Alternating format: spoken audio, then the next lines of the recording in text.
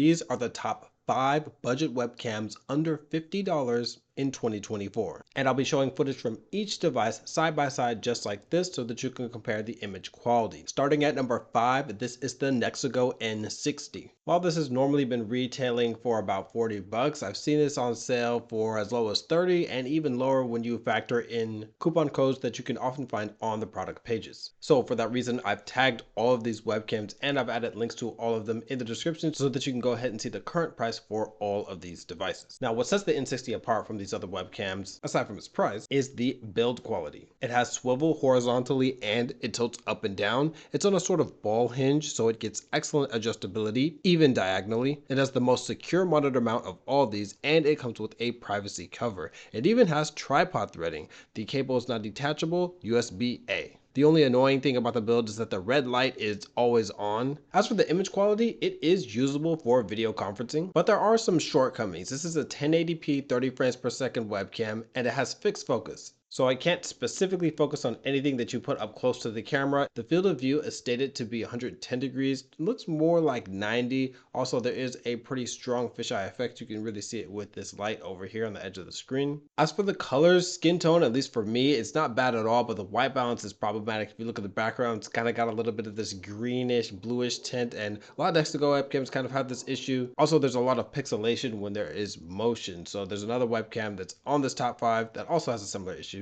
Switching over to the built-in microphone of the N60. For the price, this is a great value option, especially for the amazing build quality. Number 4 is the Logitech Brio 100, also known as the Brio 101, depending on which color you get if you get this on Amazon.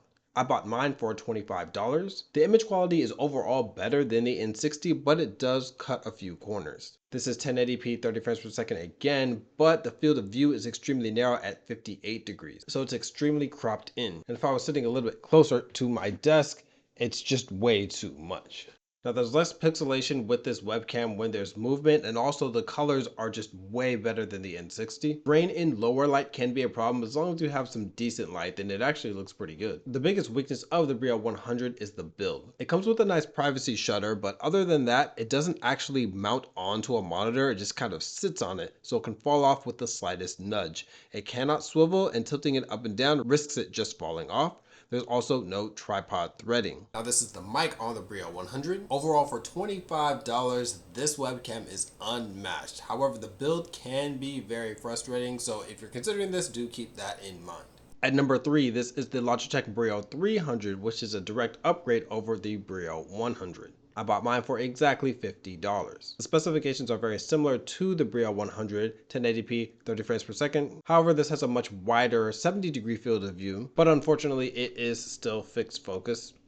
Now there is a slight improvement when it comes to colors, but honestly, just having a wider frame that's not so claustrophobic, it doesn't force you to scoot back farther away from your monitor, is the main reason to get the Brio 300 if you can. Oh, and the build. The Brio 300 comes with a non-detachable 60-inch USB cable. The monitor mount is way more secure than the 100, and it has a unique privacy shutter. It has up and down tilt, but no swivel. Switching to the onboard microphone, this is currently Logitech's best webcam under $50. It's even better than the Logitech C920. The only thing that is missing is that autofocus. The great thing about fixed focus is that if you're sitting at a reasonable distance, even if you're moving a little bit, you're not going to fall out of focus. Now for number 2. I really wanted to put this at number 1, but it does have one major flaw that I just could not overlook. This is the Anker PowerConf C200. Make sure you look out for sales and coupons on this device, because I bought mine for $50, which was including a $10 coupon that I got. It was originally $60, got it for $10 off. Anyway, this webcam does several things differently and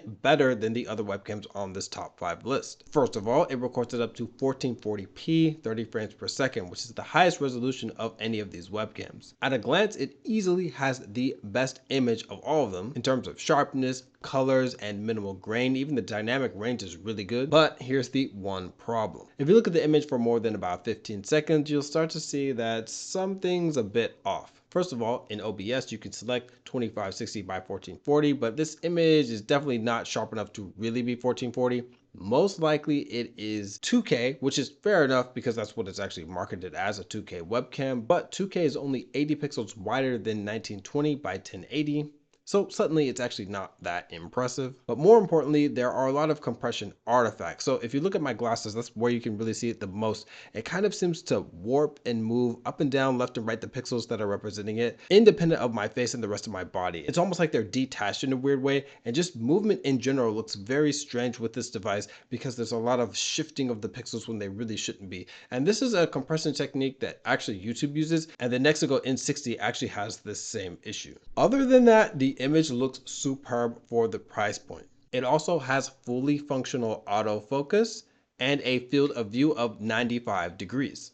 The build is also excellent, and this is another thing that this webcam does differently than the others. It has a 60-inch cable like them, but it has a USB-C to USB-A cable that's detachable. It also has a privacy shutter under the lens, so you're gonna use a switch that's on top to open and close it. And when you close it, it actually disables the video of the webcam entirely. This has no swivel, but it tilts up and down, and it has tripod threading. Speaking to the mic of this webcam, if the pixel warping doesn't bother you, then I definitely recommend the Anker PowerConf C200. The number one best webcam under $50 is the Razer Kiyo. This is a classic device that dropped in price from $100 when it launched, and that's what I actually bought it for, down to $50 in its latest sale. So make sure to check the links for the current pricing so that you can see what it is right now. It records at up to 1080p 30 frames per second. That's what I got it set to right now. It can also do 720p 60 if you want it. It comes with a ring light built right onto the device, which helps a little bit in low light situations. It's not really something that anyone with decent lighting should need, but if you have really poor lighting conditions, you might want to consider it.